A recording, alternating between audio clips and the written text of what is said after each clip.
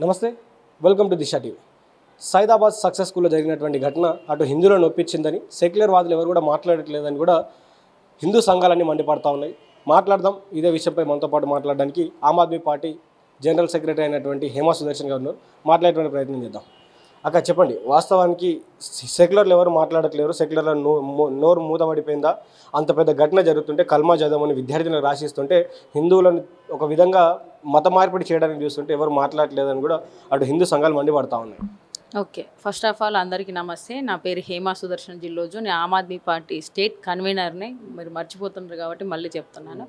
Okay, ఈ సైదాబాద్ ఘటన, అదేవిధంగా దాంట్లో సక్సెస్ అనే స్కూల్లో వచ్చేసి ఆ టీచర్ అది గవర్నమెంట్ స్కూలా లేదంటే ప్రైవేట్ స్కూలా అనేది ఒకసారి తెలుసుకోవాల్సిన అవసరం ఉంటుంది. ఒకవేళ గవర్నమెంట్ స్కూల్ అయితే కల్మా అనే దాన్ని ఒకవేళ చదవాలి అంటే ఇది ఇప్పుడు హిందువులది ఎలా చెప్తారో ముస్లింలు కూడా అలా చెప్తారు. నిజంగానే అది కావాలి ఇంపార్టెంట్ అనుకున్నప్పుడు నువ్వు రాపించవచ్చు. కానీ ఒకవేళ ప్రైవేట్ స్కూల్ అయితే నిజంగానే ఆమె ఒకసారి ఆలోచన ఉంది మాట్లాడుతుందా, ఆలోచన లేక మాట్లాడుతుందా అనేది ఒకసారి చూడాలి. ఎవరిని బలవంతం చేయాల్సిన అవసరం లేదు. అది ముస్లింకి సంబంధించిన హిందూ సంబంధమే. హిందువులను వచ్చేసి ముస్లిం వాళ్ళ దానికి ఏంటి కంపల్సరీ అనే దాంట్లో కండిషన్స్ పెట్టాల్సిన అవసరం ఎవరికి లేదు. అదేవిధంగా ముస్లిం వాళ్ళకు కూడా హిందువులకు సంబంధించింది కూడా కంపల్సరీ అనేది ఏదైతే ఉందంటే నిజంగానే బుద్ధి నేర్పించండి. తెలంగాణలో ఏం జరుగుతుంది, అసలుకి సంస్కృతి ఎలా ఉండాలి, మనకి ఆ విధంగా బుద్ధులు నేర్పించాలి. ఆ టీచర్ని ఫస్ట్ ఆఫ్ ఆల్ వచ్చేసి అది సస్పెండ్ చేస్తారా లేకపోతే ఆమెకు హెచ్చరిస్తారా, ఇంకొకసారి ఇలాంటివి కాకుండా ఉండేటట్టు చేయాల్సిన బాధ్యత ఆ సక్సెస్ స్కూల్ యాజమాన్యానికి ఉంది. అది ఫస్ట్ ఆఫ్ ఆల్. ఫస్ట్ ఇంకొక విషయానికి వస్తే ఈ రోజున వచ్చేసి బండి సంజయ్ గారు దాని మీద ఆ ఇష్యూని తీసుకొని బొట్టు పెట్టుకోవాలి, ఇక మీద మాదే వచ్చేది ప్రభుత్వం, సో అందరికీ వచ్చేసి మా ప్రభుత్వం వస్తే మేము బొట్టు పెట్టి పంపిస్తాము అంటే మతం అనేది భక్తి అనేది మన లోపల ఉండాలి. మన ఏంటిది అభిమానించే దాంట్లో ఉంటుంది. మన భక్తి మనలోనే తెలుస్తుంది. వీళ్ళలాగా ఈరోజు వచ్చేసి భక్తి శ్రీరాముడు మా దేవుడు అని చెప్పేసుకుంటూ, శ్రీ ఆంజనేయుడు మా దేవుడు అనుకుంటూ ఈరోజు దేవుళ్ళను అవమానించుకుంటూ తిరుగుతున్న ప్రభుత్వం ఏదైందంటే ఈ బీజేపీ ప్రభుత్వం. సో మీరు దేవుళ్ళ గురించి చెప్పాల్సిన అవసరం లేదండి. బండి సంజయ్ గారికి ప్రత్యేకంగా నేను చెప్తున్నా, మీరు వచ్చేది లేదు సచ్చేది లేదు. ఇక్కడ బీజేపీ ప్రభుత్వం ఖచ్చితంగా ఇక్కడ తెలంగాణలో అయితే 100% రాదు. ఇప్పటికే అయోధ్య రామ మందిరం 200 కోట్ల స్కామ్ జరిగింది. ఇప్పటిదాకా దాని వివరాలు చెప్పరు. కనీసం దేవుళ్ళని ఆటాడిపిస్తున్నారు. దేవుడి కోసం మాట్లాడుతుంటే మొన్న వచ్చేసి మోడీ గారు హైదరాబాద్కి వచ్చినప్పుడు సికింద్రాబాద్లో ప్రోగ్రాం జరిగితే దాంట్లో శ్రీకృష్ణుని తల తీసేసి అంటే శిరస్సును తీసేసి మోడీ గారు తలబెట్టింది. అదొక వివాదంగా పోతుంది. ఈరోజు దేవుళ్ళ తలను కూడా మీరు తీసేస్తున్నారు. దేవుళ్ళను చిన్నపిల్లలు చేసి దేవుళ్ళకే దారులు చూపెడుతున్నా అన్నట్టుగా ఈరోజు వచ్చేసి దేవుళ్ళను అవమానించుకుంటూ, హిందువులను అవమానించుకుంటూ, హిందూ సాంప్రదాయాన్ని అవమానిస్తున్నది ఈ బీజేపీ ప్రభుత్వం. సో ఇప్పటికైనా ఈయనకు బుద్ధి ఉంటే ఈయన కొడుకు బుద్ధి చెప్పుకోవాలా. ఏదైనా నేర్పించాలి అంటే స్కూళ్ళల్లో బుద్ధి నేర్పించాలి. బుద్ధికి సంబంధించింది అసలు ఆడవాళ్ళనైనా మగవాళ్ళనైనా ఎలా అనేది అందరూ సమానమే. ఎవరు వచ్చేసి ఆడ మొగ కాదు రాబోయి. ఆడవాళ్ళను వచ్చేసి ఈ విధంగా లోబర్చుకోవాలని కొడుకుకు బుద్ధి చెప్పుంటే ఈరోజు వచ్చేసి ఫోక్సో కేసు పడపోయేది.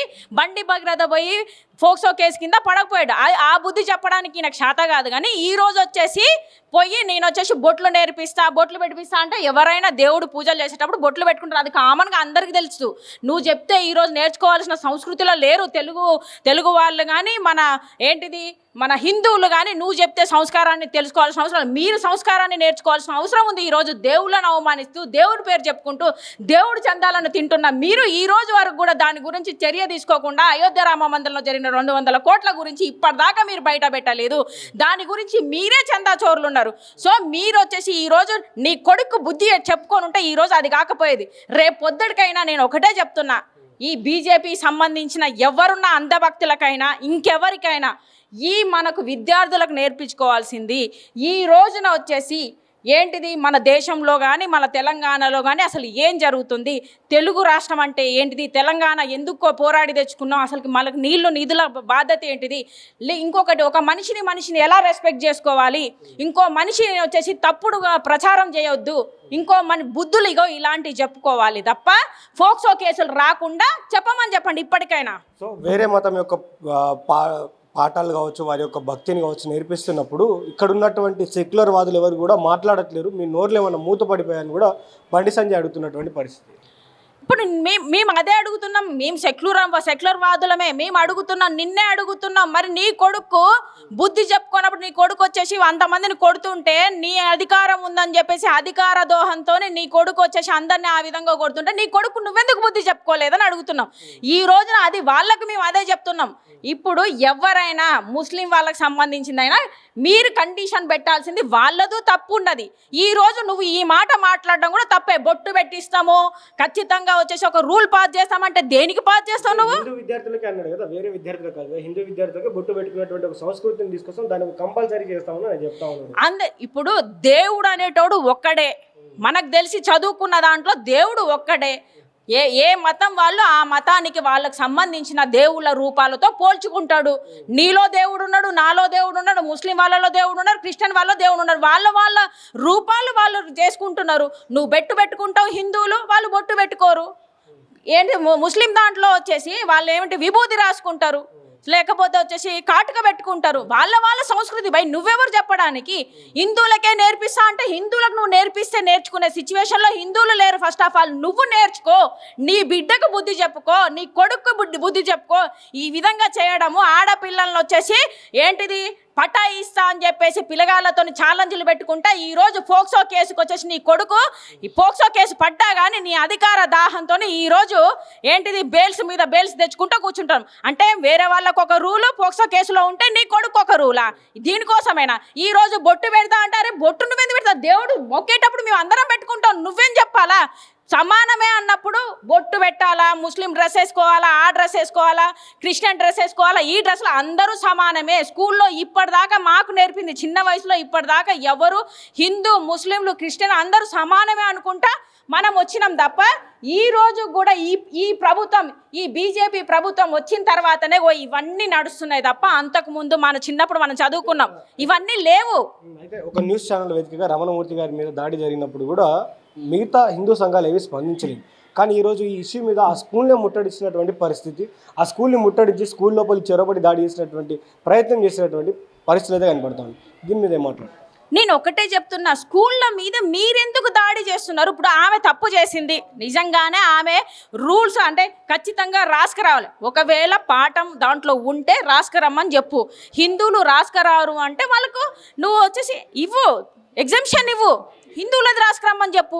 హిందువులది వేరే వాళ్ళు హిందువులకు సంబంధించింది చెప్పు, ముస్లింది ముస్లిం వాళ్ళకి సంబంధించి చెప్పు, క్రిస్టియన్ సంబంధించి చెప్పు.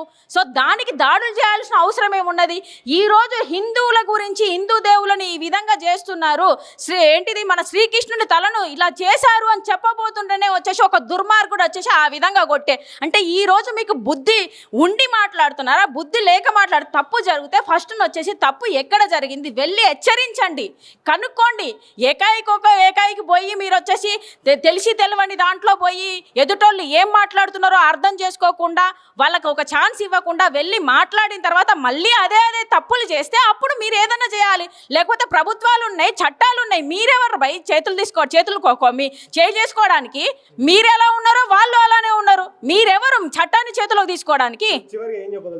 నేను ఒకటే చెప్తున్నా, ఈ రోజు ఎవరైతే ఆ స్కూల్లో సక్సెస్ స్కూల్లో వచ్చేసి ముస్లిం కల్మాన్ రాసుకురమ్మని చెప్పిరంటే దానికి వచ్చేసి ఆమెను హెచ్చరించండి, వెళ్ళండి, మాట్లాడండి.